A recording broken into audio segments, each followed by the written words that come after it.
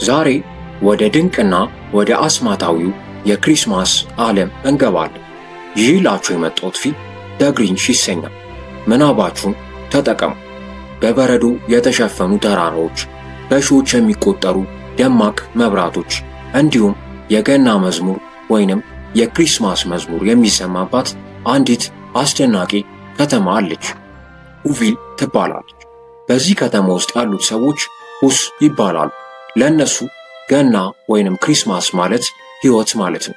ከከተማዋ በላይ ግን ከፍ ባለው ክራምፒት ተራራ ላይ አንድ ሚስጥራዊ ዋሻ አለ።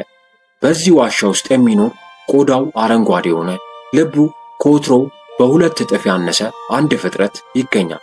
እሱም ግሪንች ነው። ግሪንች ገናን ይጠላል፣ መዝሙራቸውን ይጠለዋል፣ መብራቶቹን ይጠላቸዋል። ከሁሉም በላይ ደግሞ የሰዎቹ ደስታ ያስጠላዋል። ትዕይንቱ የሚጀምረው ግሪንች ከእንቅልፉ ሲነቃ ቤቱ በሚገርሙ ሜካኒካል መሳሪያዎች የተሞላ፣ ቁርሱን የሚሰራለት፣ ልብሱን የሚያለብሰው፣ ቡናውን የሚያቀርብለት ድንቅ መሳሪያ አለው።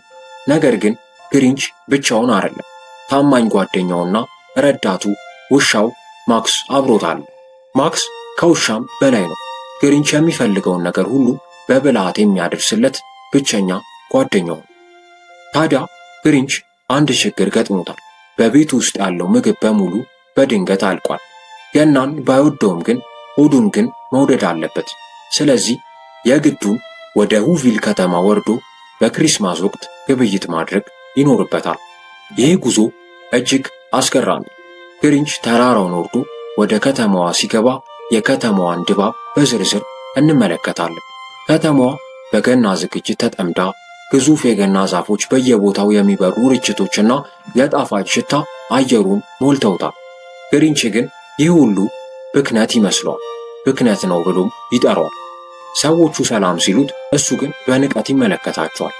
በመደብሮቹና በሱቆቹ ሲገባ የሚያጋጥመው ነገር አስቂኝ ቢሆንም ውስጡ ያለውን ጥላቻ ግን ያሳየናል። እዚህ ጋር ነው አንዲት ትንሽዬ ልጅ የምናገኘው፣ ሲንዲሉ። ሲንዲሉ በጣም ደግና አስተዋይ ሕፃን ናት። እናቷ ሌሊቱን ሙሉ ስለምትሰራ እሷ እናቷን ለማገዝ ትጥራለች።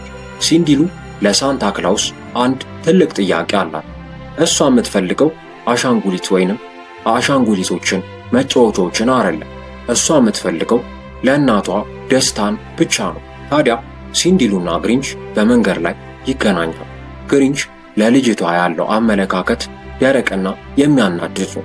ነገር ግን የሲንዲሉ ንጽሕና ለታሪኩ ትልቅ መነሻ ይሆናል።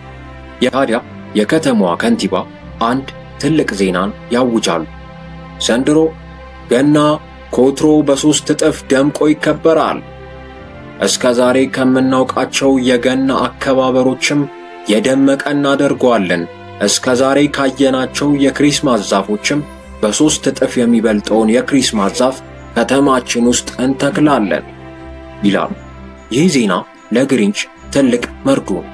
ከተማዋ በሙሉ በብርሃን ልትጥለቀለቅ ነው። ግሪንች ወደ ቤቱ ተመልሶ ተራራው ላይ ሆኖ ከተማዋን ሲመለከት ንዴቱ ጣሪያ ይነካል። ይህን ጩኸት ማቆም አለብኝ፣ ይህንን ገና ማጥፋት አለብኝ ብሎ ይስታል። ግሪንች በዋሻው ውስጥ ሆኖ ማቀድ ይጀምራል። አእምሮ በጣም ጎበዝ ስለሆነ ከተማዋን እንዴት እንደሚያጠፋ ሲያስብ እያንዳንዱን ቤት፣ እያንዳንዱን ስጦታ፣ እያንዳንዱን ዛፍ መስረቅ እንዳለበት ይወስናል። እዚህ ጋር የግሪንች ዋሻ ውስጥ ያሉ መሳሪያዎች፣ የእሱ ፈጠራ ውጤቶች ሁሉም በጣም አስደናቂ መሆናቸውን እንመለከታለን። ታዲያ ግሪንች ሳንታ ክላውስን ለመሆን ወሰነ። ግን ገናን ለማዳን ሳይሆን ገናን ለመስረቅ፣ ክሪስማስን ለማዳን ሳይሆን ክሪስማስን ለመስረቅ። እሱና ማክስ በዋሻው ውስጥ ሆነው የገና አባት ልብስን መስፋትና የበረዶ መንሸራተቻ ወይንም ስሌ መስራት ይጀምራሉ። ግሪንችም መንሸራተቻውን ለመሳብ አጋዘን ወይንም ሬንዲር መፈለግ ይጀምራል። ወደ ጫካውም ከገባ በኋላ አንድ በጣም ትልቅና ወፍራም አጋዘን ያገኛል። ስሙም ፍሬድ ይባላል። ፍሬድ ከወትሮ አጋዘኖች በጣም የተለየ፣ በጣም ሰነፍና ምግብ የሚወድ ነው።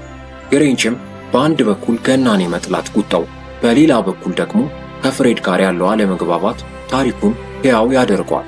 ግሪንች በዋሻው ውስጥ ቴክኖሎጂን ተጠቅሞ እንዴት እያንዳንዱን ቤት በሰከንዶች ውስጥ እንደሚዘርፍ ልምምድ ማድረግ ይጀምራል። ክፍል 1 የሚያበቃው ግሪንች ዝግጅቱን አጠናቆ ተራራው ጫፍ ላይ ቆሞ ከተማዋ ሲመለከት ነው።